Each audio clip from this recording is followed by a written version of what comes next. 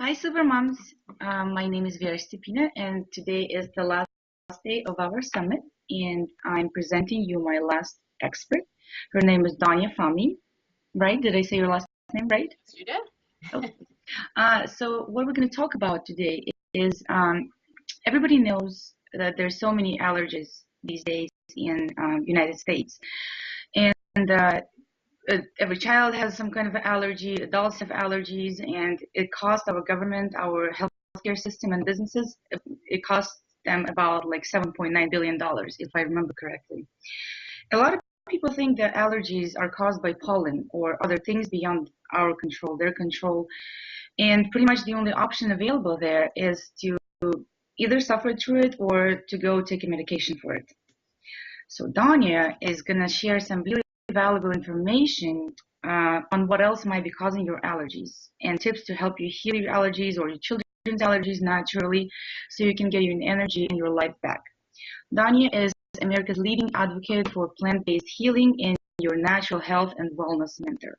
She is the CEO, founder, and formulator for Dropwise Essentials. It's a green health and wellness company specializing in aromatherapy and natural solutions for personal care. She was inspired to create the Dropwise product line after making an aromatherapy solution for eczema that really worked. And I don't want to say more about you. I just wanted to say hi. I'm really happy to have you here. I'm really glad to do an interview with you. And I wanted to ask you to tell us a little bit more about yourself and your story. How did you come up with the idea?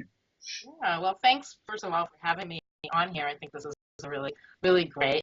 And I'm really excited to be here to share a lot of the lessons that I learned from my own 20-year journey back to health and wellness, and to share some valuable information and tips on how you can use natural and holistic solutions and plant-based medicine, or I call it medicine, instead of traditional medicine to heal your allergies and really any kind of chronic health or persistent challenges that you may have or that your children may have. So yeah, I mean, I'm really passionate. Part of the reason I'm a passionate advocate for plant-based healing is that more and more these days I'm hearing about from moms about their children suffering from allergies and their frustrations and their worry, and even in some cases their guilt around dealing with that problem. They're not getting the results that they're hoping to get from the doctors. They are even a little bit worried about the fact that they're giving their children so much medication, and which is justifiable. They should be worried, and they're not happy about it. They're feeling guilty. They don't know what to do. They just don't really know what to do. So I'm more than ever now determined to help mom understand, you have options. And I'm a living testament to that. I am a living testament. You can take back control of your family's health and wellness, and you can be in charge and be sort of the driver and make the decisions.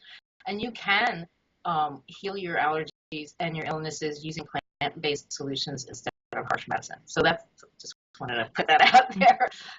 My problem started way back, as far back as when I was in college, and that's part of the reason why I'm feeling this urgency now, because I'm wondering if there were things in my childhood that might have caused it. I can't, trace my finger back that far back because it's pretty far back right now.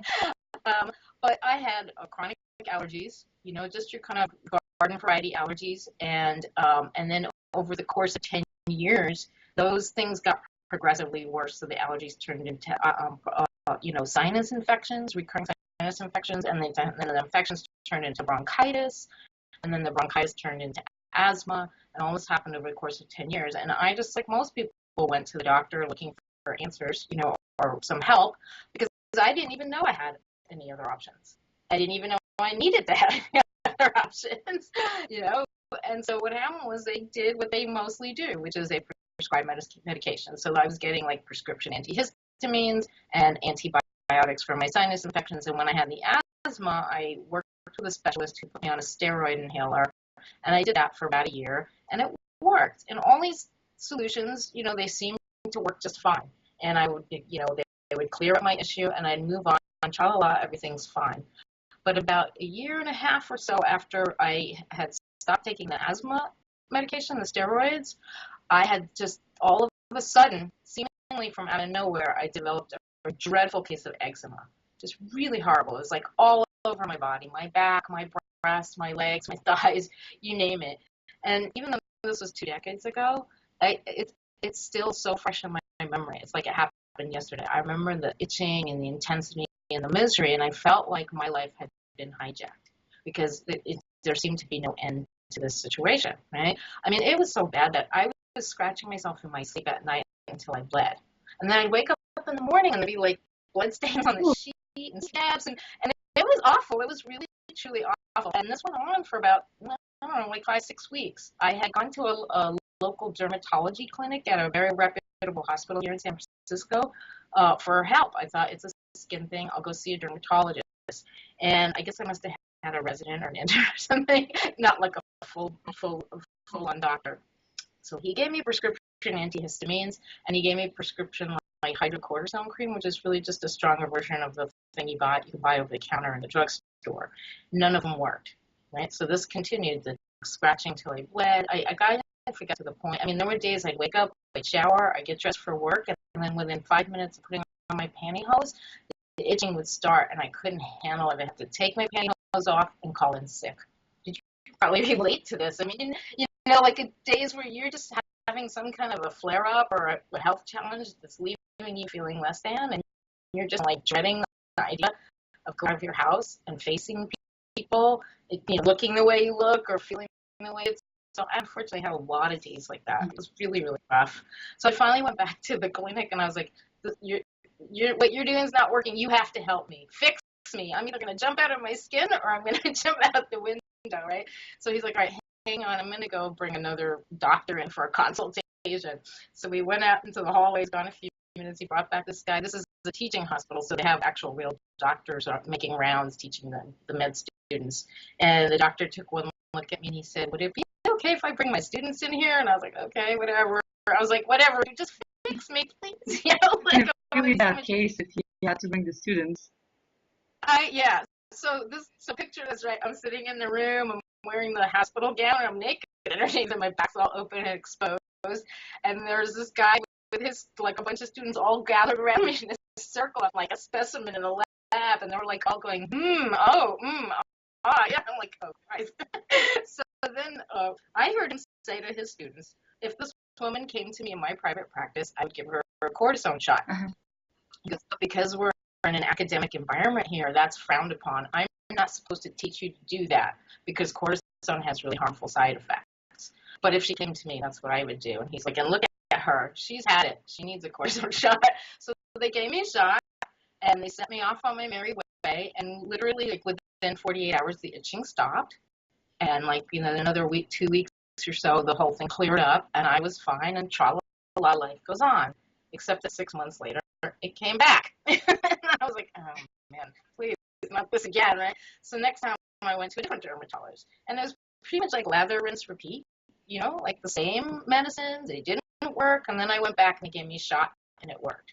And then this went on, like, for 7 years, on and off like that. So every year, like, I get it, like, 2-3 times a year, and each time it would come, like, it would last, like, 6 weeks, 8 weeks. If you do the math, that's like 6 months a year. So you can imagine how that was really affecting my quality of life. And the thing that made me nuts was the stress of not knowing what was causing the problem. And none of these people were helping me get to that. I'm like thinking, how can we solve this if we don't know what's causing it? And I can't just keep taking cortisone shots because I know from what I heard that it's harmful. It's harmful to me and my health. So I was really worried about that. And then I finally got to, after like 3 or 4 different dermatologists, I was like, okay, that's it. I'm not going to any more dermatologists. I'm going to go to MD. So I went to my primary care physician, and she sat me down. I told her everything that had been going on, and she sat me down, and this is straight from the horse's mouth. She said to me, I'm not going to give you a cortisone shot. We as doctors don't know how cortisone really works in the body. We don't know if we give you a shot now and it clears up and it comes back a year from now, if it came back because the effects of the cortisone were just wearing off or came back for some other reason. So she said, but you need relief, so I'm going to give you cortisone in a pill form. And then, we'll step it up gradually over a week and then down. So I was like, all right, you're in charge. I'm going to do what you said. So I took the pills. It cleared up and went away. And tra-la-la, went on my merry way. And what do you think happened 6 months later? It came back. And at that point, I was like, that's it. No more doctors, no more dermatologists. I'm like, in my head, I'm going, like, how much worse could it be if I stopped doing this and tried something else, Like, they they just didn't not appear to be able to help me figure out what was going on and help me get to the bottom and solve it. I've always been an outside of the box thinker, that type of person, and a creative problem solver. So now I had a problem in my hand that I felt I needed to solve, and that's how like sort of my journey began. I had at that point in time been experimenting just for fun, like as a hobby, with aromatherapy. And for anyone who's watching this who's not familiar with aromatherapy, it's specifically the use of essential oils for health and wellness, both on a mental, emotional, and on a physiological basis. And essential oils are the purest and highest and most concentrated plant extracts you can get. And each essential oil has therapeutic properties. And some oils have many properties, right? So they can be used for a lot of different purposes, a lot of applications. Some oils have a few, and they're a little more specialized. So the trick is being able to understand how to combine them in a way to address whatever it is you have. And in some cases, you could just use one or two oils. In my case, I thought, man, I think it's a strong enough problem. I probably need more than two. So I dove into my books, started researching it. Which oils are good for the skin, which are good for inflammation, and which might help with the itching. And I put on my little mad chemist hat and started mixing the oils, and I made a little blend, and I diluted it in jojoba oil with jojoba, if anybody's not familiar with that. And you always want to dilute essential oils. If you're going to use them for topical application, you never want to just put them straight on your skin.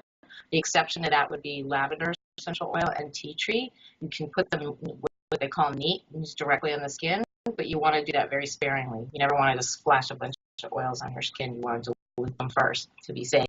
So I put that application on my skin, and then I did that like 2-3 times a day for a couple days, and 48 hours later, the itching was completely under control. So it was kind of like the same reaction or response I'd had when I took the cortisone shot. I had that from this really simple, all-natural solution. And that was like a big light bulb moment for me. I was like, wow, this is like amazing. Like, it really is true what they say. These things do work. And so I kind of really became passionate about learning about plants, all forms of medicine, just essential oils, but herbs and homeopathic remedies and flower essences. Those are all different forms of plant extract. And when that episode of eczema cleared up, I had one more after that, and then I did just put my stuff on. Some doctors, no dermatologists, just put my stuff on topically, and I supplemented with an herbal tincture for the liver to support the liver. And that's because I'd read in Chinese medicine that skin problems are connected to either your liver or your lungs. So an imbalance or a problem with one of those organs. And I just kind of assumed it was my liver. So I did that, and when that episode cleared up, I was free of eczema for 7 years. So I don't know if there's any significance to these numbers. It's a little strange coincidence, but for 7 years, I had this horrible thing that I could not resolve. And then I was completely free of it for 7 years. The minute I made the decision to take back control of my health and choose a more holistic, natural path towards healing. So that was like I said, a big light bulb moment. And it kind of got me on my journey into exploring alternative medicine, into looking at plants as medicine, and then it was the inspiration and motivation to start Dropwise Essentials and create the Dropwise product line. So that blend that I described that I used for my eczema was actually the first Dropwise product. It's a body oil, and it's in a blend that we call Soothe, appropriately enough. Yeah, so I was excited about the idea. I was like, wow, like how cool would it be if I could create like everyday personal care products that would help other people achieve health and wellness in a very safe and natural kind of way. So that was sort of the bigger vision that drove me. But like I said, I was really interested in plants then. I'm even more interested now, and I'll share a little bit later about what happened after that. So my story has a happy ending, but it didn't end after that whole 7-year reprieve. But the main thing I wanted to share is those lessons that I learned, and that is that you always have options. You do not have to strictly rely on what your doctor tells you to do, especially if it's not working for you, right? So if he or she are prescribing something for you and it's not working, you have other options. And you know what? Even if it is working, there are, sort of hidden factors, things you can't see that there's sort of like hidden pitfalls, I call them, that can cause problems for you further on down the line. And like I said, I'll talk about that a little bit later. We'll get into the conversation about specifics about allergies. This is quite a story. So yeah, and I do want to share actually the other like I don't like to call it bragging. I guess it kind of is like bragging, but I want to share what the outcome of that whole experience was for me, which is that I now have completely free of allergies. I don't have allergies anymore. I for the last 20 years have not had any prescription medications of any kind, and except for I had a dental procedure last year that I had to take some antibiotics for, but other than that, I've also not taken any antibiotics in 20 years.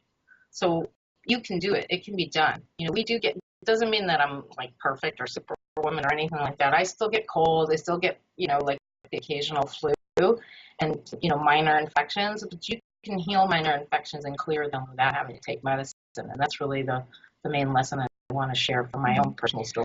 And so you said, excuse me, you said that usually people think the allergies are caused by pollen, and but there's some other causes that people don't know about. What are the other causes? Yeah.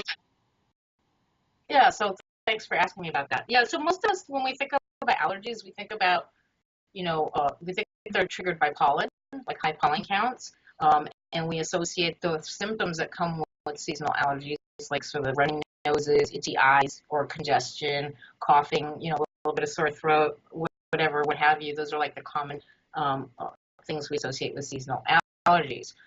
But if you have allergies like in the summer season, spring and summer, when all the flowers are blooming and the pollen is high, then you are probably someone who just suffers from seasonal allergies.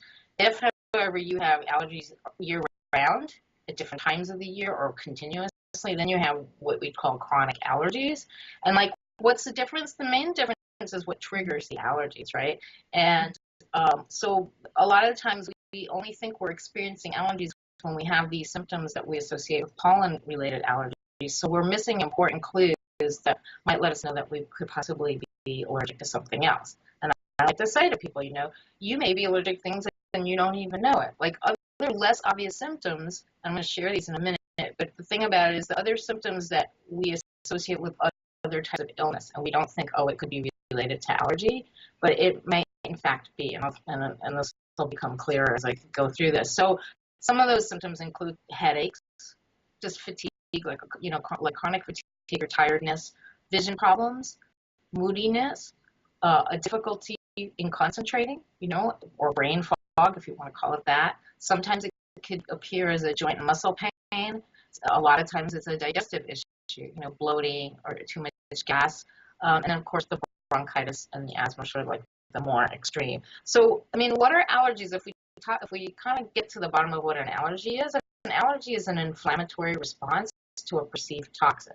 So your body encounters something that it perceives to be harmful for you, a toxin, and it reacts. And then in the process of trying to get rid of that toxin, it becomes a little bit inflamed, right? So a lot of times, you know, you may be suffering allergies from some, and you don't even know it because you've got inflammation, but you don't know what's causing that problem, and it's not getting properly addressed because neither you or your doctors are recognizing it for what it is, right?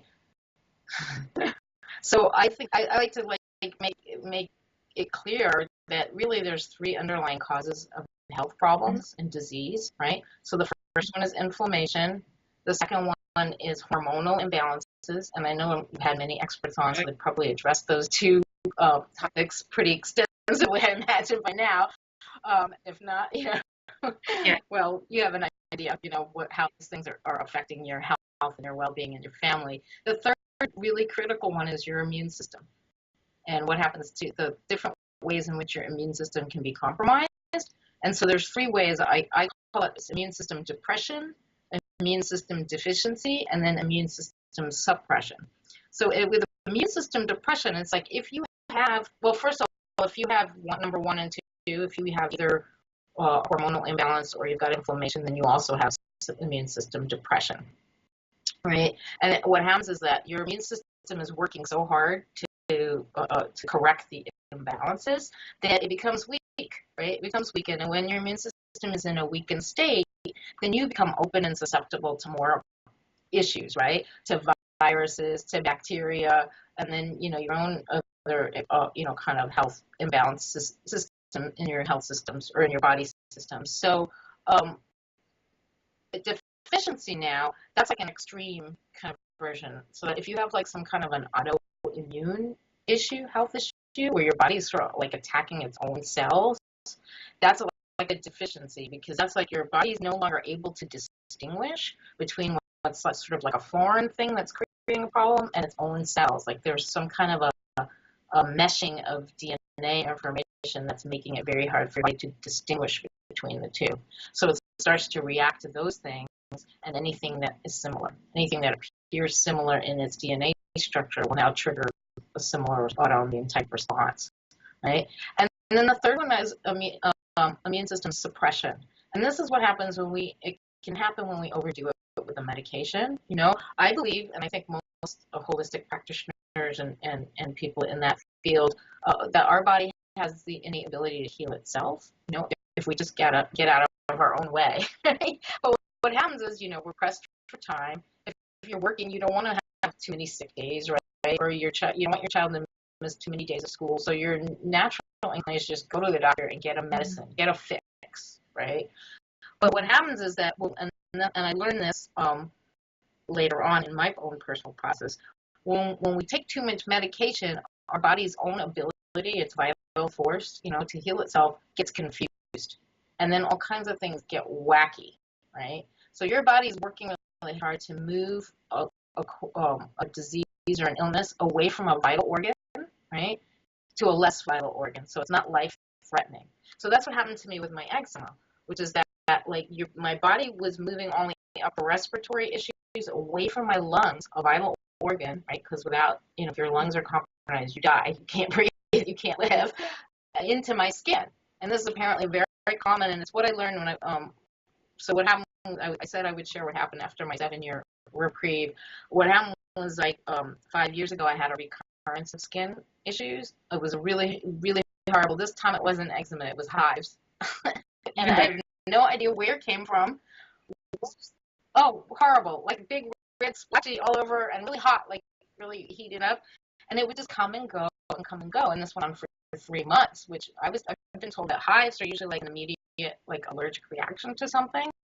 And that as soon as you remove the source, they go away. So I was being super diligent, and I used every tool I had in my plant arsenal, and nothing was working. And so I knew at that point I kind of beyond the point where I could take care of it myself, and I needed to bring some kind of an expert in, and no way was I going back to the doctor. So that's when I started working with a homeopath, a well-respected homeopath, and I worked with her for 3 years, taking kind of a homeopathic remedy, and we cleared most of my health issues. So, you know, that the skin stuff is gone, and some of the other related issues I'd had over the years also have cleared, right? And I learned all of this from her. So this is very common in homeopathic medicine, which is that this, what they call the suppression of the vital force, happens when you take too many medications. And the more you take it, and the longer you take it, and if you remember, I told you it was like a decade of antibiotics and antihistamines. And I used to take over-the-counter antihistamines. Like, I used to pop those like candy, like every day for many years to deal with just the symptoms. So the combination of all those things really confused my body when it was trying to heal the asthma and the upper respiratory stuff. And that's how it wound up in my skin. And that's partly why nothing was working to heal it. And that's, you know, a lot of times they tell people, sometimes, you know, we reach for what's convenient. So you'll go to your doctor or your pediatrician or your allergist, and they'll give you a medication. Sometimes it's over the counter, sometimes it's prescription, and that helps manage the symptoms so you feel better, and then you kind of muddle through and you keep going, right? And you're totally oblivious to the longer term impact of taking those medications like that. So that's, you know, that was the really critical piece of information and lesson that I learned from my own experience, which is that, you know, there are these hidden pitfalls when we rely too much on medicine, and we need to just really be careful about that and pay you know, close attention to that. And how do we realize what we need to do? Where to go? We get to the doctor. I knew you were going to ask that question.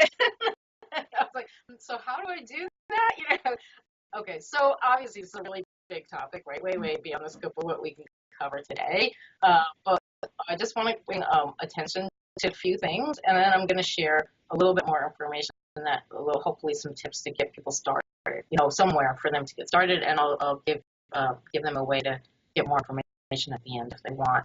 So the one thing I want to say is that allergy, like food allergies and asthma and eczema are becoming very common in infants now, infants and small children. And so based on my own personal experience, I know there's a link between asthma and eczema. And now there's research that's been done that's showing links between dairy allergies and asthma.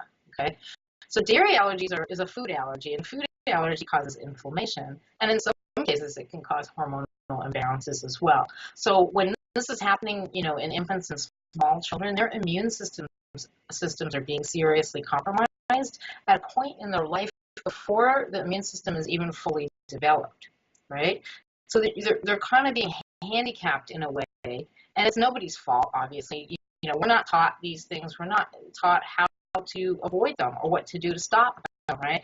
So we just do what we think is best for our children. And when I hear these stories from moms, it drives me crazy because all I can think about is like, oh man, they're taking their kids down the same torturous path that I was originally on. How can I help them to stop doing this and do something a little more, a little saner, a little more sustainable, a little kinder, a little gentler, and that kind of thing. So what I want to do today, because I know we don't have a lot of time left, is just talk about one area that's a very commonly overlooked area that could be a possible source of allergies, and that's toxins in our personal care products, right?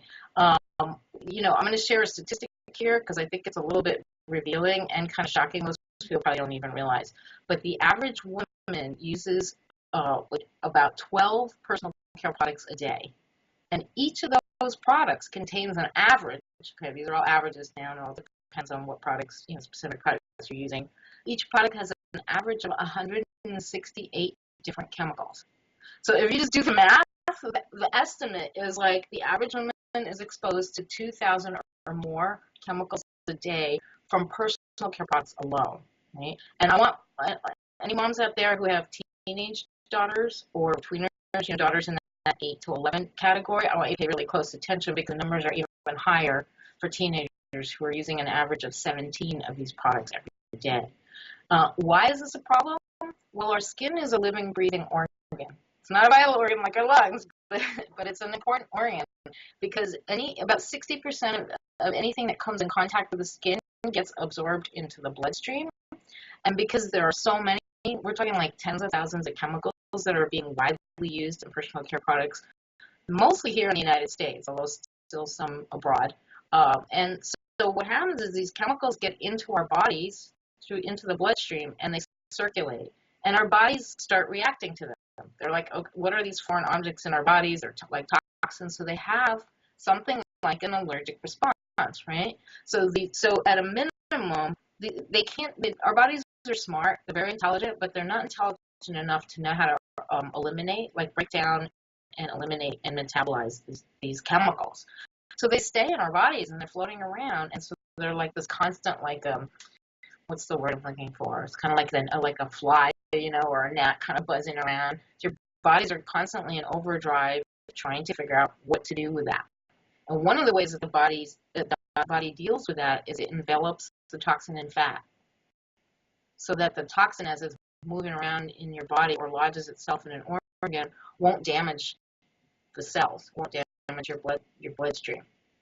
And so now there's even some thinking in the scientific community that there's a link between some of these chemicals and obesity.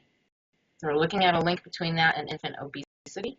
And it makes sense if you think about it. If the body responds to like being inundated with toxins by kind of trying to cover them all up with fat so that they don't create problems, then that would explain in a lot of situations unexplained weight gain and like extreme difficulty in losing that weight. That's one possible theory, and I think it has a lot of potential. I think as time goes by, we're going to be hearing more and more about this. So the types of chemicals that they're looking at, they call them endocrine disrupting chemicals, and the acronym for that is EDC. And EDCs, what do EDCs do? Endocrine is your hormone system, so endocrine disrupting means they mess around with your hormones. So now we're looking, if you remember what I said about, you have inflammation, you have hormonal imbalance, and then you have immune system depression. Well, if we look at just this picture, I think hopefully a picture starting to form. Like you're trying to see the connections between everything. If you use a lot of products with chemicals in them, and those chemicals stay in your body, they're creating inflammation, they're throwing your hormones out of whack, and they're weakening your immune system. And all of those things could be contributing to allergies, either the kind that we recognize as allergies, the sinuses and the skin rashes, or these other symptoms that I talked about that are being overlooked because we don't know that they're allergies, right? So, again, the effect is mainly on the liver and kidneys, which are your body's primary detoxifying organs. I want to mention I'm just going to really quickly mention 6 of these ingredients and then give some quick tips on how you can sort of get these things out of your life.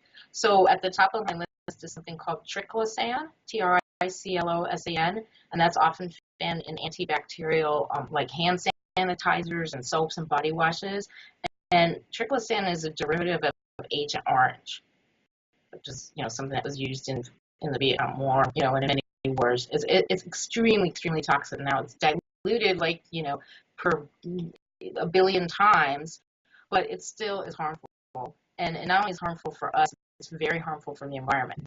So when that is getting washed down the drain and into rivers and streams, scientists now think that this ingredient is creating a phenomenon called superbugs, meaning more resistant bacteria, so that antibiotics are becoming less effective because we have more of these like germs and bugs that are becoming super resistant, and that's one of the reasons why, one of the things that contributes.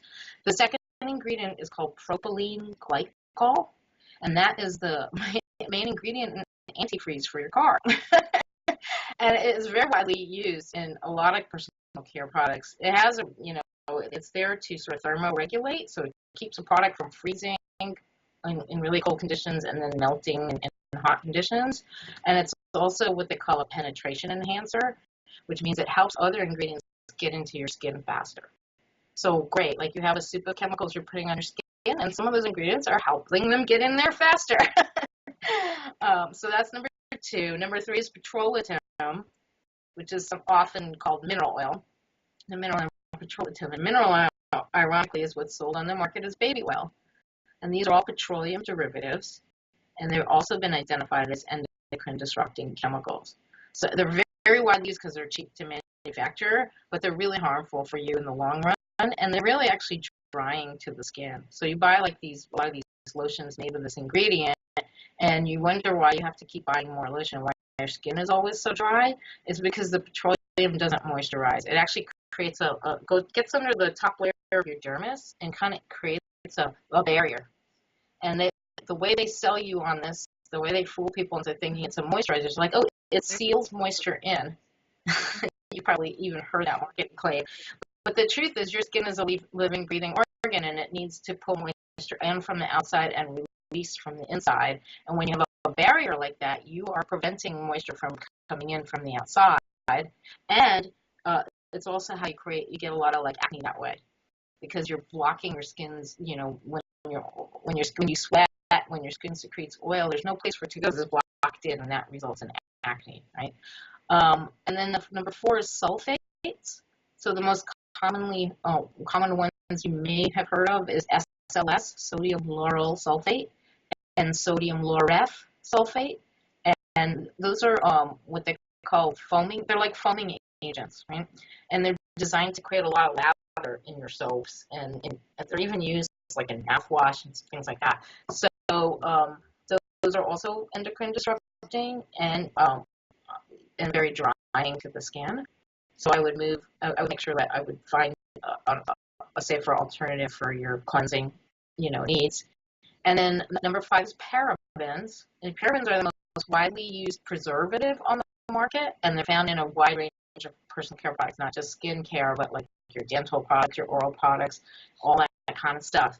And what the industry argument there is that, they're used in such teeny tiny amounts, like 2% or less, that it's fine, there's no problem.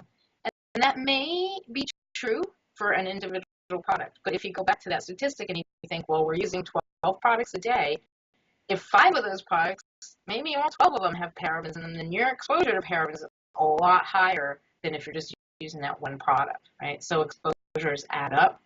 And yeah, so that's another one to pay attention to. And then last but not least is something called phthalates. And that's like a mouthful. That's PHTHALATES.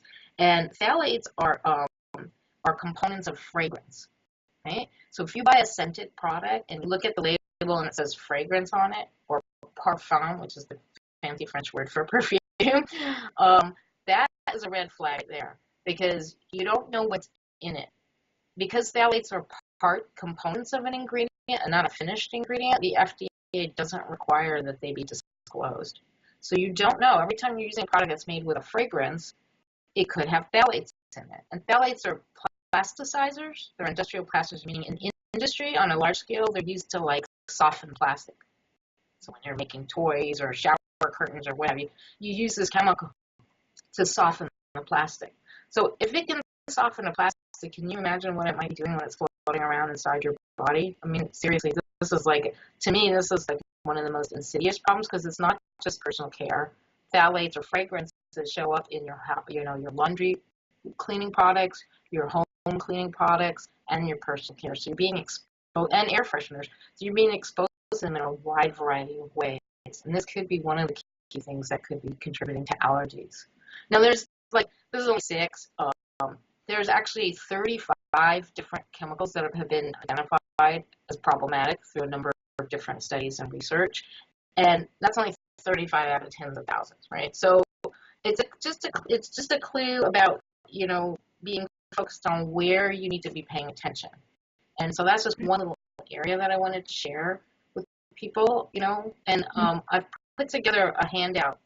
It's kind of like a little cheat sheet, which has what I consider the top 12 toxins in personal care. And I'm happy to, offer that to viewers if they're interested in getting a copy of that. Just so they have something. Sorry? Okay, sure.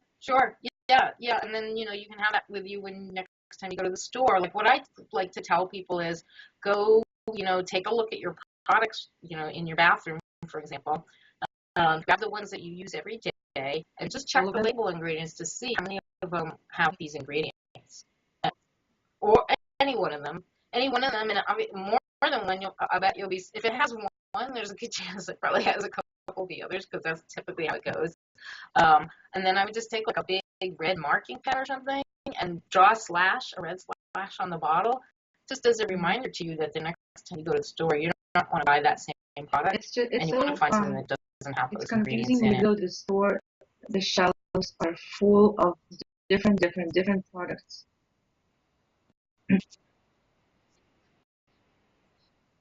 Yeah, and packaging is very deceptive, right? The stuff can be packaged in a way that makes it look very sexy and very attractive. But if you take the time to read the label, you'll see a lot of those products are really pretty like potent, combinations of chemicals. And it's really unfortunate we don't have more sort of like regulation here in the United States.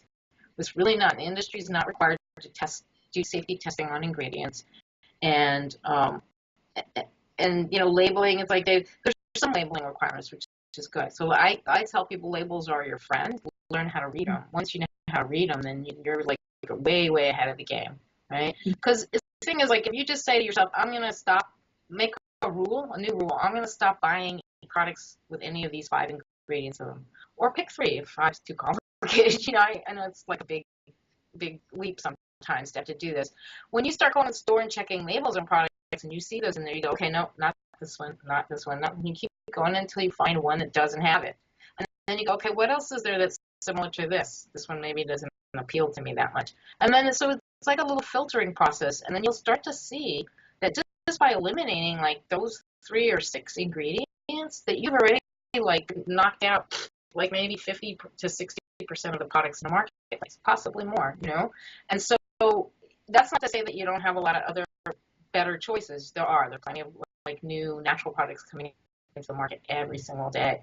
So there's lots to choose from. But like you said, it's overwhelming. Where do you start? So that's my advice, is just start. That's how I started on my path to health. I did it with food. I decided I'm not going to eat anything that has high fructose corn syrup in it, or any kind of corn syrup, and no trans fats. This was like 15, 20 years ago, I said, I'm just not going to buy ever any more food, knowingly ingest foods that have these things in there.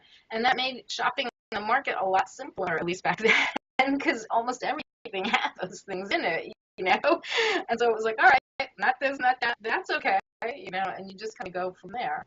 I mean, because it's overwhelming, and there's no way that you can possibly humanly know what all these ingredients are and which ones, and we don't know because we don't test, so we don't even know. It's possible that, not all of them are harmful to you, but if you really, I honestly believe that, like knows like. So our bodies understand nature, and that's why they understand plants, and they utilize plants. They don't understand chemicals because chemicals are synthetic. They're made in a lab, and they're designed to mimic things that exist in nature, but they make like a slight alteration to the chemical structure, and it's that alteration that throws your body off, because now it looks at it and goes, it looks familiar, but something's off, right? And so that's kind of how our body responds to those types of things. And so I'm a big advocate, not just of plant-based healing, but all natural products and plant-based diet and lifestyle, as much as humanly possible, obviously. Yeah. But also, it's easier said than done. I decided to buy less products with unknown chemicals in them, those that I couldn't pronounce, and obviously you can pronounce the majority of them. So I started looking up things like homemade dish soap or homemade laundry detergent, and some of them are actually not even hard to make. They're really easy to make. They only have like 3 ingredients. It's washing soda, laundry soap. That's the kind you buy in the store. It's black. So it doesn't have like that many things in it. I forgot the name of it. And washing soda, and I think that's it. I don't think there's anything else. And then I started making my own eye makeup remover, because I went out one night, and obviously I'm not gonna go to the pharmacy at 10 p.m. And what I did, I looked it up, and you mix some kind of oil. They recommended almond oil. I didn't have any almond oil, so I just used plain olive oil, hazel witch, and some water. That's it. It works just as good. Yeah, I just somehow I didn't have anything else besides olive oil, but you can use any kind of oil. Well, you can use plain oil, yeah. Any kind of nut oil, or a vegetable oil is perfectly fine, and you can use it for your skin. It's just that a lot of them don't necessarily smell like great. Like somebody doesn't want to run around smelling like a salad, so they don't put olive oil on. It doesn't have any smell. But coconut oil is fantastic. It soaks in. It's healing. It's coconut, olive, and jojoba oil are the 3 oils that most closely resemble our skin's own natural sebum. So our body really understands them. So they're very hydrating. They're very nourishing. If you just stop using some of these lotions and just use coconut oil, for example, you'd be amazed at how much. Sometimes it seems like it's really hard. It's expensive. Switch your products to organic line, or face lotion, or eye cream, or there are a lot of stuff. Especially when we get older, we want to look better. We want to, don't have the wrinkles and everything. But really, if you spend a little bit more time on research, it can be pretty affordable. You can actually, yeah. Yeah, you can make it work. You can make it work. And honestly, what I want to say is, you're right. I hear you. And it's the same thing with food. Everybody's saying eat organic, eat organic. Organic is expensive, right? But it is an investment in you, and an investment in your family, and in your, not just your current health and well-being, but your future health and well-being. So it's kind of like, do you want to pay for it now, or do you want to pay for it later? Do you know what I mean? Like, if you take care of yourself now, then the chances are you won't have to suffer much as you age and you get older, and you won't have such high medical expenses. But if you just sort of kind of keep going, tell yourself, well, it's too expensive, I'll do it later, you keep using stuff that's not good for you, you are going to get sick, and you're going to be unhappy. And it happened to my dad, my poor dear old dad. He ended up with diabetes, and then it was one thing after another, and then it was liver cancer, and I tried so hard to get him, to think about switching, to plant-based, that kind of thing. And it was an uphill battle. I figured it's more of a generational thing, but I saw it firsthand. was like, I don't want to end up like that. And you don't want to end up like that. None of us do, really. Yeah. But the good news is there's easy, simple. What I like to tell people is take small, inspired actions every day. And so I have what I call my 3 pillars of whole health, right? And that's, what are you putting in your mouth? What are you rubbing on your skin? And what are you allowing or introducing into the environment, like the air that you're breathing? And just putting a little bit of awareness around those 3 areas and taking small steps every day to improve. Eventually, the cumulative effect of those steps is going to pay off, because we don't get sick overnight either. It's sort of like in most cases, it's sort of like the cumulative effect of exposing ourselves to these chemicals, for example, or eating the wrong type of food. It's not a match for us, and we keep eating it anyway, and it causes all these problems for us, or it's like you have a sore or something and you don't treat it, you just let it go, and it just keeps getting worse and worse. And so most illness is really most disease is really the end result of long-term imbalances in our bodies that have not been corrected, and they just keep getting worse and worse and worse until everything's so out of whack, and we no longer have the ability to withstand, the little things that come our way. And we live in a much more toxic world now. It's way, way more toxic than it was when you and I were growing up, and that's not going to change anytime soon. So you really have to be, in charge of, take charge and be in charge and be the gatekeeper for yourself and for your family, and really understand like how to manage it without unfortunately we're running short on time, and that's really kind of talk to you for 2 more hours. But I wanted to thank you for participating. Thank you for the advice. I personally learned a lot today, because you don't want to spend 2 hours reading something like that in an article, and you never know what kind of information you're getting anyway. So, like I told you why I'm doing the summit and what I'm trying to achieve with the summit. We get experts who share a good, legit advice, and I learned a lot, and I hope that everybody who's watching got some information, and you'll get the little sheet that Donya is going to share, and just maybe plan it a little bit better, like when it comes to the food, same, it's meal planning, it's list writing, and I feel it's the same with the care products.